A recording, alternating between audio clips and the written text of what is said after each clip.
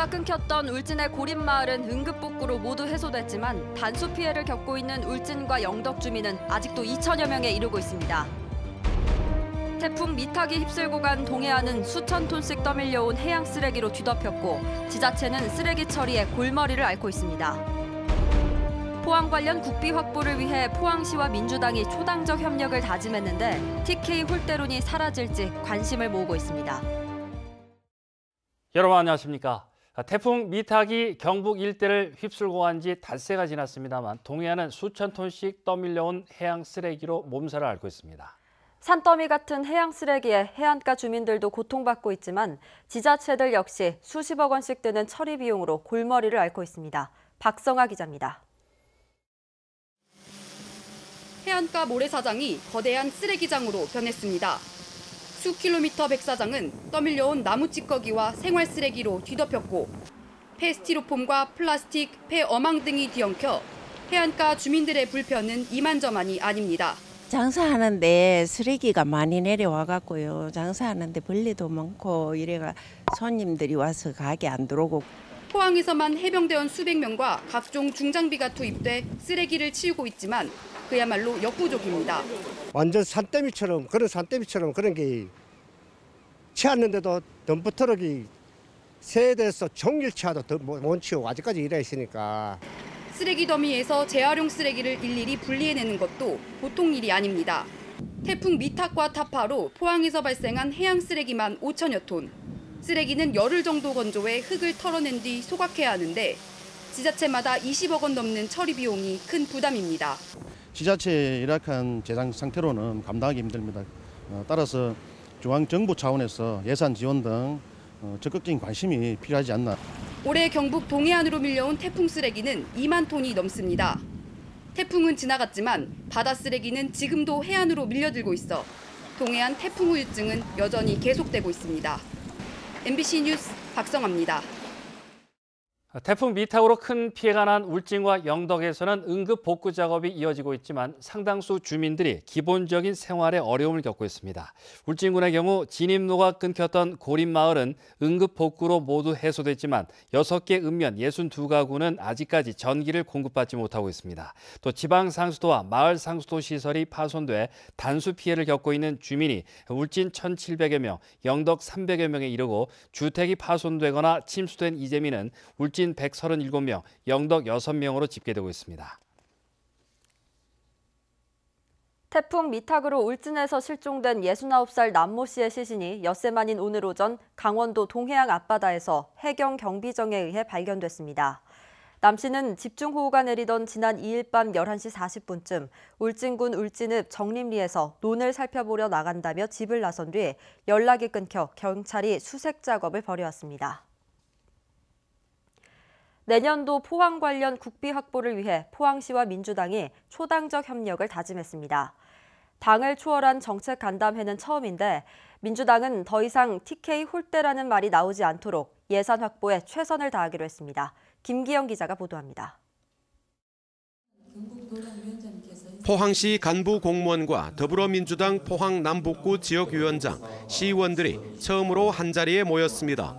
포항시는 포항지진특별법 제정과 포항영덕 고속도로 영일만 대교 건설, 철강기술혁신 산업생태계 강화 사업에 청와대와 정부가 적극적으로 나서도록 민주당 지역 인사들의 역할을 당부했습니다. 또 내년도 포항시 예산 1조 3천억 원이 국회 심사 과정에서 증액될 수 있도록 여당의 협조를 이끌어달라고 요청했습니다. 증액 사업은 형상강과 구룡포항 오염토 제거, 송도 도구해수욕장 연안 정비, 하수관로 정비 등 28건입니다. 지진특별법 등 지역의 주요 현안들을 해결하기 위해서는 여야 정치권 모든 사람들이 함께 공감대를 형성해서 힘을 모으는 것이 중요합니다. 오중기 위원장은 집권 여당 차원에서 포항을 위해 할 수 있는 모든 노력을 다하겠다고 약속했습니다. 포항 그리고 또 TK 패싱 이런 이야기 들리지 않도록 온 힘을 기울여서 국비 확보에 힘을 보태겠습니다. 허대만 경북도당 위원장은 정부가 일본의 경제 보복에 맞서 부품 소재 산업 육성에 올인하는 만큼 기회가 왔다며 포항시가 논리를 개발해 정부 지원을 이끌어내자고 조언했습니다. 대일 의존도 극복을 위해서 부품 소재 장비 분야의 예산 투입을 늘리려고 계획하고 있습니다. 우리 포항의 강점이 있는 이 분야에 적극적으로 준비를 한다면 민주당은 오는 10일 중앙당에서 개최되는 광역시도 예산정책협의회에 이번 간담회 안건을 건의하고 국비 확보에 실질적인 도움을 보태기로 했습니다. 중앙정치판은 당리당략, 사생결단으로 싸움만 하고 있지만 지역 정치권은 포항 발전을 위해 협조와 이해를 나누고 있습니다. MBC 뉴스 김기영입니다. 지난달 26일 포항에서 발생한 규모 2.3 지진은 2017년 포항 지진의 여진이라는 조사 결과가 나왔습니다. 포항 지열발전 부지안전성 검토 TF는 부산대가 설치한 임시 지진 관측소 18개와 부경대, 서울대 16개 자료를 모두 수집해 분석한 결과 이같이 발표했습니다. TF는 포항 지진에 따른 여진은 줄어드는 추세에 있지만 외국 사례를 참고하면 규모 2.0 전후의 여진은 앞으로도 계속 발생할 가능성이 있다고 밝혔습니다. 국립경주박물관은 오늘 경주 금령총 2차 재발굴 조사 성과를 일반에 공개했습니다. 이곳에서는 지금까지 확인된 것 가운데 가장 큰 높이 56cm의 말 모양 토기와 함께 30여 점의 제사용 토기 그리고 동물뼈 등이 수습됐습니다. 국립경주박물관은 일제가 1924년에 한 번 조사를 마친 매장 주체부에 대해서 내년에 조사를 할 계획입니다. 철강공단이 위치한 포항시 남구 지역 주민들은 평소 악취 때문에 살기 힘들다는 민원을 꾸준히 제기하고 있는데요. 오래된 이 민원이 사실로 확인됐습니다. 포스코 자회사 등 철강공단 7개 업체가 악취를 법적 허용치 이상으로 배출하다 포항시에 현장 적발됐습니다. 장성훈 기자입니다. 포항시가 최근 석 달 만에 적발한 철강공단의 악취 배출 위반 업체 명단입니다. 포항제철소에 화학성분의 슬래그 진정제를 납품하는 업체와 포항제철소에서 나오는 수제 슬래그를 재활용하는 업체 등 모두 7곳입니다. 포스코 자회사와 포스코 협력사 등이 포함됐고 현재 개선 명령에 따른 행정처분이 진행 중입니다. 지난해 적발업체가 한 곳도 없었던 것과 비교하면 올해는 이례적으로 급증한 겁니다. 배출구나 또 이제 공정상 이런 쪽에서 기존에 해놨던 방지시설이 약간 노후화되면서 그렇게 전반적으로 계속 이제 악취 발생이 유발되는. 현행 악취 배출 허용 기준은 포집한 악취 공기에 깨끗한 공기를 얼마나 섞어야 냄새가 나지 않는지 이른바 희석 배수로 정해져 있는데 배출구는 1000배 이하, 부지 경계선은 20배 이하입니다.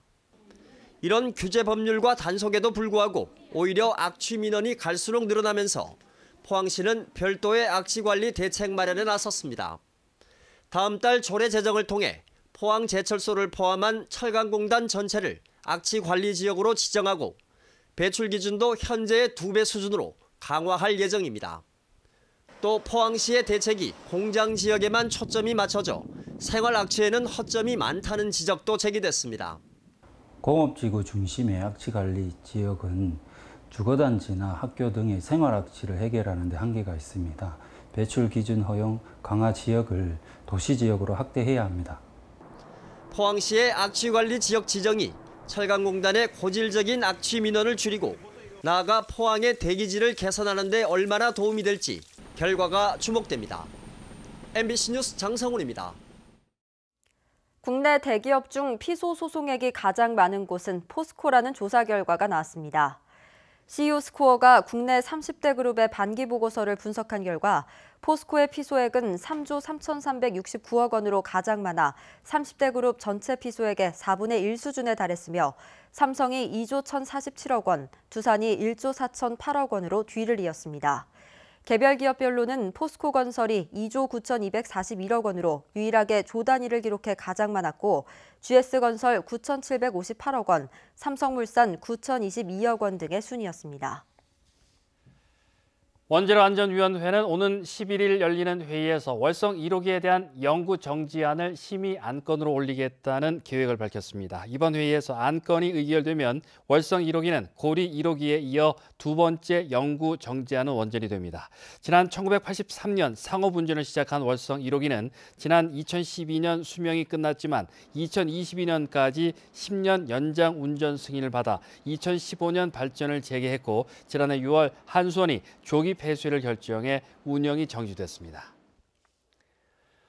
포항시 농업기술센터는 태풍 타파와 미탁으로 인한 농업 피해를 조기에 복구하는 데 민관군이 힘을 쏟고 있다고 밝혔습니다.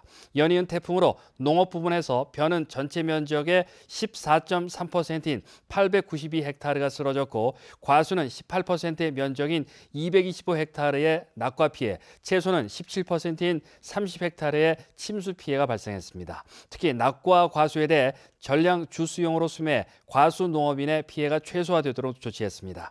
또한 자연재난 피해 신고를 피해 농지 소재지 읍면동에서 13일까지 접수하며 현장 확인과 피해 확정을 신속히 진행해 피해에 따른 재난지원금을 지급할 계획입니다. 밤부터 북서쪽에서 찬 공기가 내려오면서 공휴일인 내일 아침 최저기온이 10도 밑으로 떨어지겠습니다. 낮 동안에는 기온이 10도 넘게 오르면서 큰 일교차에 주의하셔야겠습니다. 안수진 기상캐스터입니다. 오늘 날씨 참 좋다라는 말이 절로 나오는 하루였죠. 밤부터는 북서쪽에서 찬 공기가 내려오면서 공휴일인 내일 아침 최저기온 10도 아래로 떨어지겠습니다. 아침 저녁으로는 좀 더 도톰한 외투 챙겨 입으셔야겠습니다. 낮 기온은 오늘보다 1에서 2도가량 낮겠고요. 맑은 하늘이 예상되면서 가을 나들이 가시기 좋겠습니다. 제19호 태풍 하기비스는 일본 도쿄 부근으로 향할 것으로 보이면서 우리나라의 태풍 영향 가능성은 희박해졌습니다. 자세한 내일 날씨 알아보겠습니다. 내일 맑겠습니다. 아침 기온 6도에서 9도, 낮 기온은 22도에서 23도입니다. 울릉도와 독도의 하늘 표정도 맑은 가운데 강풍주의보가 발효됐습니다. 아침 기온 울릉도 13도, 독도 16도, 낮 기온은 울릉도 20도, 독도 19도입니다. 동해상으로도 맑은 하늘이 펼쳐지겠고요. 동해 중부 먼바다에는 풍랑특보가 내려졌습니다. 바다의 물결 동해 중부 해상에서 최고 2.5m, 동해 남부 해상에서 최고 2m까지 일겠습니다. 당분간 별다른 비 소식 들어있지 않고요. 날은 갈수록 쌀쌀해지겠습니다. 날씨였습니다. 경북 동해안 지역 제조기업의 체감 경기가 여전히 얼어붙은 것으로 나타났습니다. 한국은행 포항본부가 경북 동해안 292개 기업을 대상으로 지난달에 기업 경기 실사지수를 조사한 결과 제조업은 55로 전달에 비해 4포인트 하락했고 10월에는 3포인트 더 하락할 것으로 전망됐습니다. 비제조업의 지난달 지수는 66으로 전달과 동일했는데 기업들은 내수 부진과 불확실한 경제 상황을 경기 위축의 가장 큰 요인으로 꼽았습니다. 오늘 아침 8시쯤 울진군 죽변항 남동쪽 20km 앞 해상에서 길이 6.7m의 대형 밍크고래 한 마리가 통발어선 그물에 걸려 죽은 채 발견됐습니다. 죽은 지 하루 이틀가량 지난 것으로 추정되는 이 고래는 고의 포획 흔적이 없는 것으로 확인돼 죽변수협 위판장에서 7,200만 원에 공매됐습니다. 경주 국립공원 사무소는 가을철 탐방객이 늘어남에 따라 샛길 출입 등을 단속하기로 했습니다. 경주 국립공원 사무소는 오는 11일부터 17일까지 현장 관리반을 운영해 무장봉 억새 군락지와 남산 금호봉 등을 중심으로 샛길 출입과 임산물 채취 그리고 음주 행위를 집중 단속하기로 했습니다.